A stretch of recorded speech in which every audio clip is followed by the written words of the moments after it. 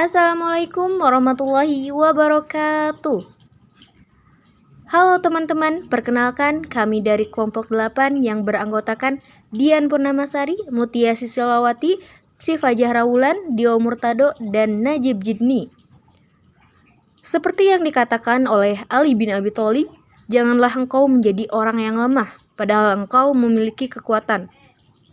Kata-kata ini selalu mengingatkan saya untuk tidak menyerah pada rasa takut atau keraguan.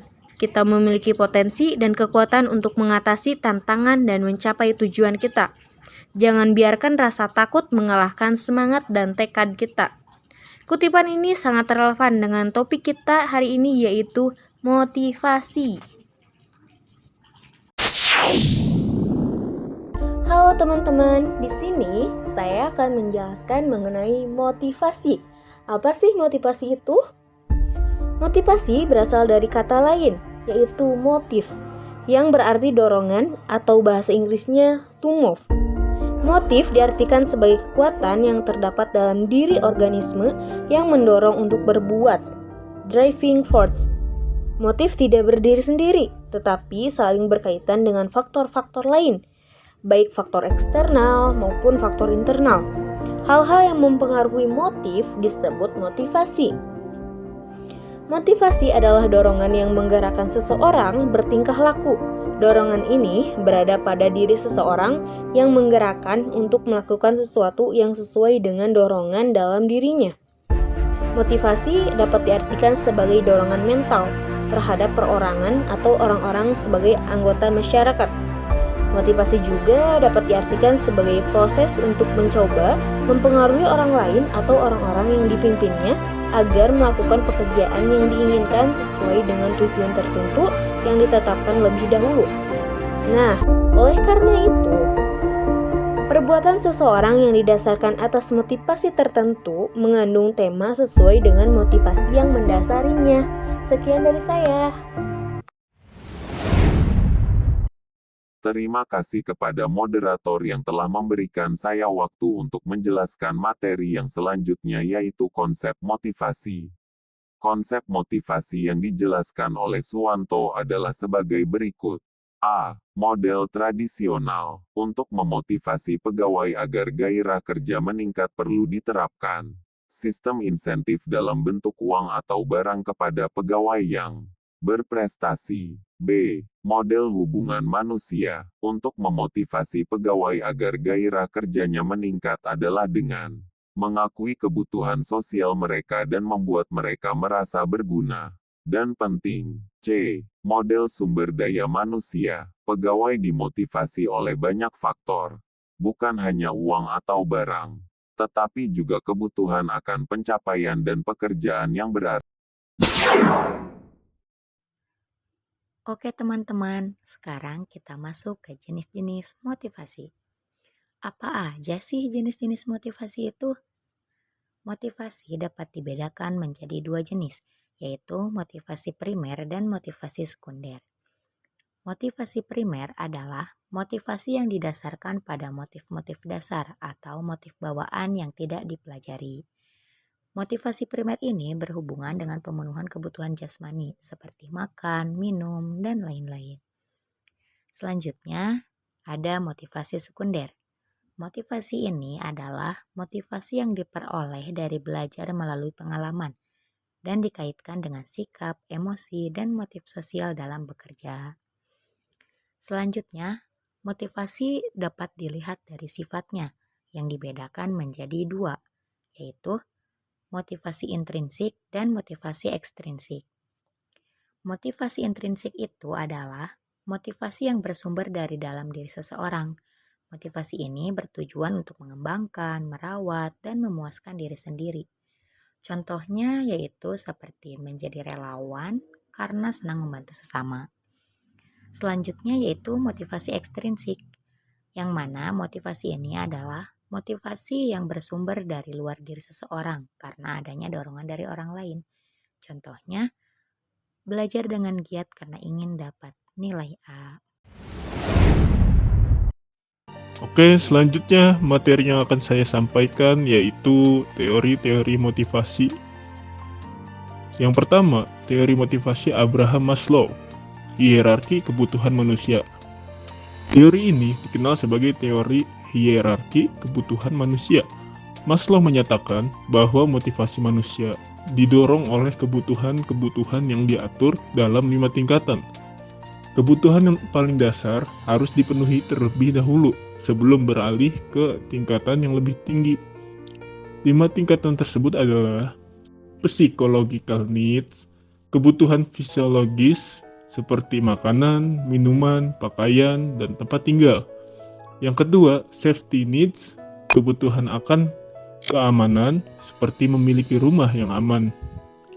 Yang ketiga, social needs, kebutuhan akan interaksi sosial dan kepercayaan terhadap orang lain. Dan yang keempat, esteem needs, kebutuhan akan harga diri dan kehormatan. Dan yang terakhir yaitu self-actualization, keinginan untuk menjadi bermanfaat dan diandalkan oleh orang lain. Yang kedua, teori motivasi Douglas McGregor, X dan Y. McGregor membagi teori motivasi ke dalam 2 kategori, yaitu teori X dan teori Y. Teori X mencerminkan pandangan tradisional tentang pengelolaan, di mana pekerja sering enggan bertanggung jawab, perlu diawasi ketat, dan diancam hukuman jika tidak patuh. Dan teori Y lebih positif, berfokus pada kepercayaan bahwa pekerja dapat mengatur diri sendiri, belajar menerima tanggung jawab, dan menghasilkan keputusan yang bijaksana tanpa kontrol berlebih. Teori yang ketiga yaitu teori motivasi McClelland, kebutuhan. McClelland mengemukakan bahwa motivasi manusia dipengaruhi oleh 3 faktor. Motivasi untuk mencapai prestasi, membangun hubungan, dan meraih kekuasaan. Orang yang berprestasi menikmati tantangan, seperti mereka yang berfokus pada hubungan cenderung menghindari risiko. Mereka yang termotivasi oleh kekuasaan cenderung menyukai mengatur orang lain. Yang keempat, teori motivasi Herzberg, two-factor theory. Herzberg menyebutkan ada 2 faktor yang mempengaruhi motivasi seseorang tempat kerja. Yang pertama, motivator faktor. Faktor ini berkaitan dengan dorongan eksternal yang membantu seseorang untuk termotivasi. Dan yang kedua, hygiene factors. Kondisi kerja yang nyaman dan lingkungan yang baik dapat meningkatkan kepuasan dalam dan motivasi kerja. Teori motivasi Edwin Locke. Locke menyatakan bahwa untuk meningkatkan motivasi di tempat kerja, perlu ada hubungan antara tujuan, produktivitas, dan keterlibatan anggota tim. 5 prinsip yang dikemukakan adalah kejelasan, tantangan, komitmen, timbal balik, dan kompleksitas tugas.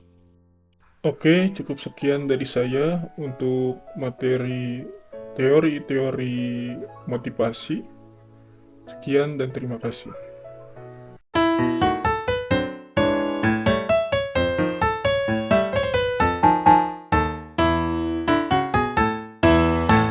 Untuk teman-teman di sini yang pasti mempunyai harapan dan cita-cita, yaitu jangan pernah takut gagal.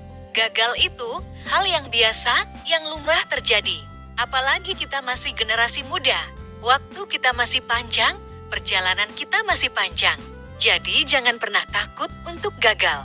Jika seandainya kita gagal sekarang, pasti ada waktu berikutnya yang mungkin. Kita tidak pernah tahu kapan kita berhasil. Tapi yang jelas adalah punya motivasi sendiri. Tanamkan motivasi tersebut benar-benar dalam diri kita. Gagal untuk berhasil. Jadi, Mungkin kita gagal sekarang, bukan berarti kita tidak berhasil di kedepannya. Kegagalan itu adalah keberhasilan yang tertunda. Terkadang kita harus merasakan kegagalan, karena dengan kegagalan itu, kita bisa tahu kesalahan yang terdapat di dalam diri kita itu seperti apa dan bagaimana. Jadi bersabarlah, terkadang kamu harus melalui yang terburuk untuk mendapatkan yang terbaik. Seperti itu, intinya jangan takut gagal dan semangat pantang menyerah. Bukan kesulitan yang membuat kita takut, tapi ketakutan yang membuat kita sulit. Karena itu, jangan pernah mencoba untuk menyerah. Dan, jangan pernah menyerah untuk mencoba.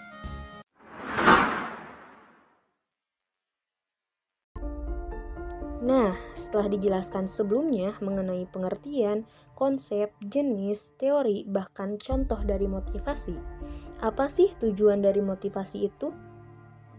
Secara umum dikatakan bahwa tujuan motivasi adalah untuk menggerakkan atau menggugah seseorang agar timbul keinginan dan kemauannya untuk melakukan sesuatu sehingga dapat memperoleh hasil atau mencapai tujuan tertentu. Jelas bahwa setiap tindakan motivasi mempunyai tujuan. Makin jelas tujuan yang diharapkan atau yang akan dicapai, makin jelas pula bagaimana tindakan memotivasi itu dilakukan. Tindakan memotivasi akan lebih dapat berhasil jika tujuannya jelas dan disadari oleh yang dimotivasi serta sesuai kebutuhan orang yang dimotivasi. Oleh karena itu, setiap orang yang akan memberikan motivasi harus mengenal dan memahami benar-benar latar belakang kehidupan, kebutuhan, dan kepribadian orang yang akan dimotivasi.